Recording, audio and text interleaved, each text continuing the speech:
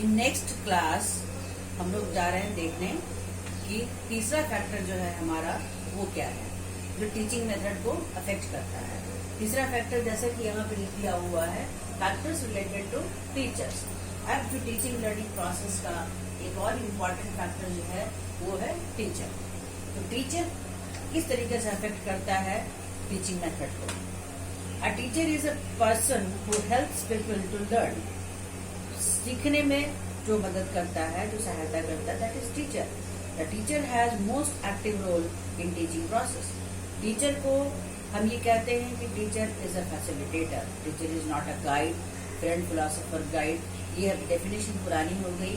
जो नेचुरलिस्ट, जो प्रकृतिवादी फिलोसफी के लोग हैं वो कहते हैं कि teacher should be a facilitator. He is not a guide. He or she is not a guide. और आपको एक एनवायरनमेंट प्रोवाइड कराना है बच्चों को ताकि उससे बच्चे पढ़ पाए और पढ़ने के लिए एक एनवायरनमेंट आपको क्रिएट करना है। That is a teacher. So the power of communication of a teacher, the facilities available to him और her and time allotted to him can affect the selection of any teaching method. आप देख रहे हैं power of communication of a teacher, कौन किस तरीके से communicate कर पाता है। हम कितने एक्सप्लिसिट हो सकते हैं अपने बच्चों के लिए ताकि वो समझ सकें।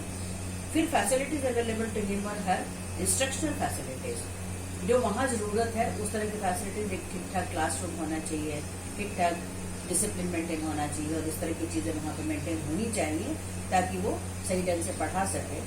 And time allotted to him, time कितना दिया गया है, सफिशिएंट टाइम भी मिलना चाहिए तो वो अपने आप को वहाँ पे प्रेजेंट कर पाता है और जिन चीज़ों को पढ़ाना है वो ढंग से सही तरीके से पढ़ा पाता है। तो इन चीज़ों पे बहुत डिपेंड करता है कि टीचर किस तरीके से वहाँ पे वो अपना प्रभाव डालेगा। The teaching process can be made more powerful and effective by using suitable teaching methods.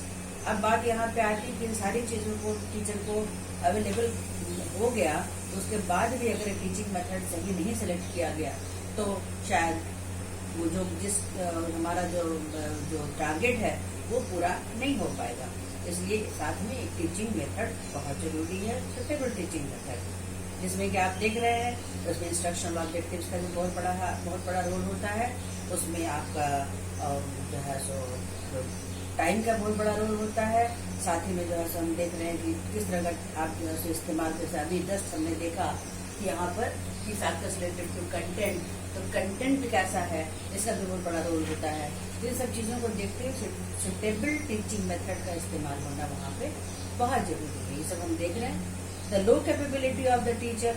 अब आप देखिए कि अगर टीचर में ये सारे गुण नहीं है तो क्या होने जा रहा है, पूरी पढ़ाई बर्बाद हो जाएगी, बच्चे कुछ नहीं सीख पाएंगे।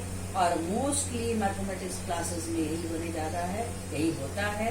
इसलिए be careful, don't create this type of atmosphere in your class. The low capability of the teacher. अब देखिए कैपेबिलिटी टीचर की अच्छी नहीं है, he is not capable of to become a teacher. Less knowledge of the subject का ज्ञान नहीं है, तो आप सब्जेक्ट का ज्ञान नहीं होगा तो फिर आप बच्चों को क्या कम्युनिकेट कर पाएंगे, उनकी क्वेरीज को कैसे आप फुलफिल करेंगे। And dissatisfactory professional training.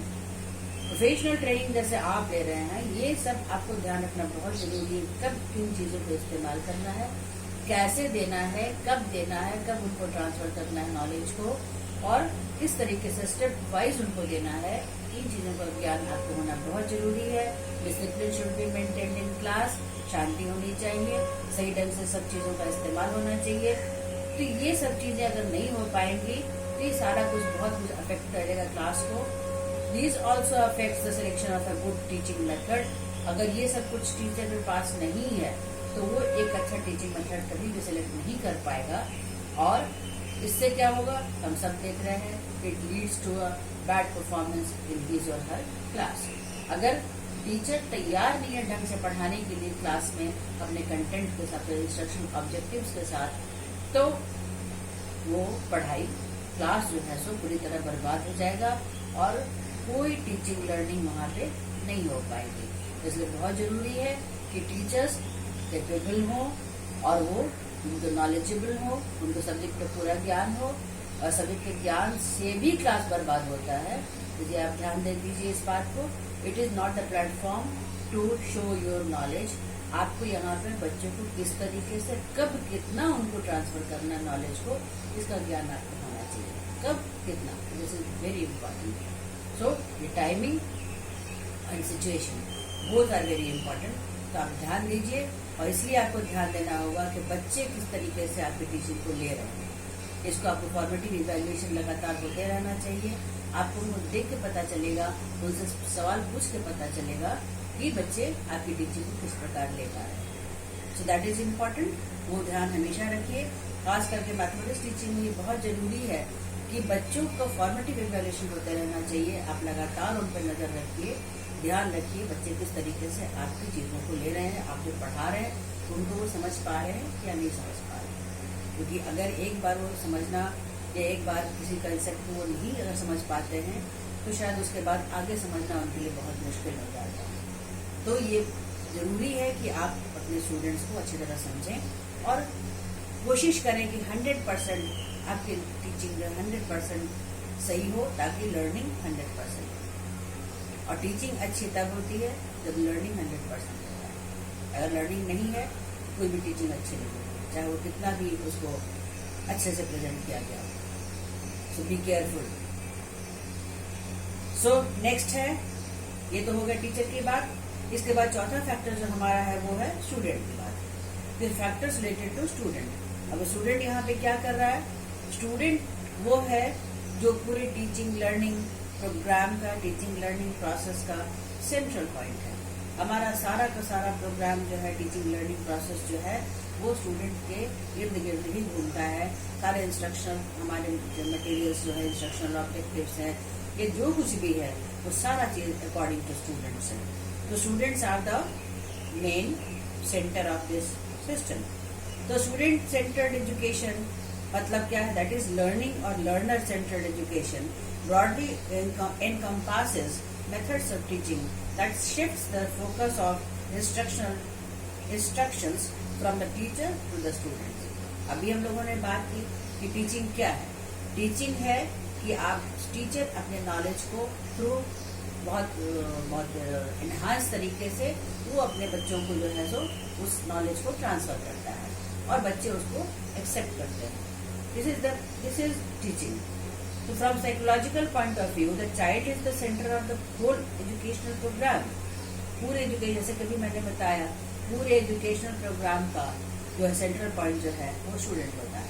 इसलिए आपको अपने सारे क्लास में सारे क्रियाकलाप आपके जो होंगे वो स्टूडेंट सेंटर्ड होंगे, ना कि टीचर सेंटर्ड होंगे।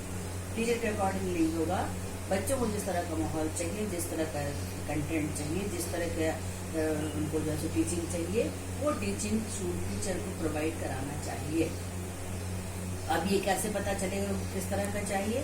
तो वो है स्टूडेंट का की मेंटालिटी, किस तरह की मेंटालिटी उनकी है, किस तरह की उनकी एबिलिटी, योग्यता कैसी है उनकी रुचि कैसा, इंटरेस्ट, विल टू लर्न। सबसे बड़ी बात, विल टू लर्न, सीखने की जिज्ञासा, सीखने की उत्सुकता, सीखने की तैयारी, ये कैसी है।